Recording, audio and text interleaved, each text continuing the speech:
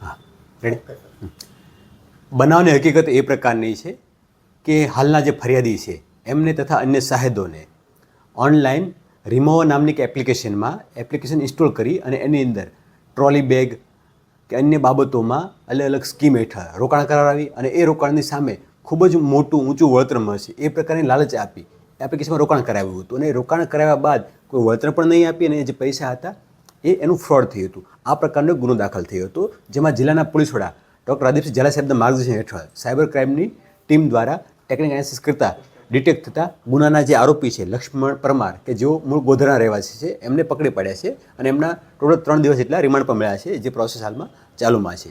આના થકી હું લોકોને એ પણ અપીલ કરવા માગું છું કે આ પ્રકારની એક અન્ય એપ પણ આવે છે, આરસી એપ નામ છે એમનું, જેમાં પણ આ પ્રકારે અલગ અલગ જે સ્કીમો છે, અલગ અલગ વસ્તુઓ છે જેમાં રોકાણ કરાવવાની લાલચ આપી તમને ટૂંકા ગાળામાં વધુ વળતર આપવા લાલચ આપે છે અને પછી પૈસાનું ફ્રોડ થતું હોય છે.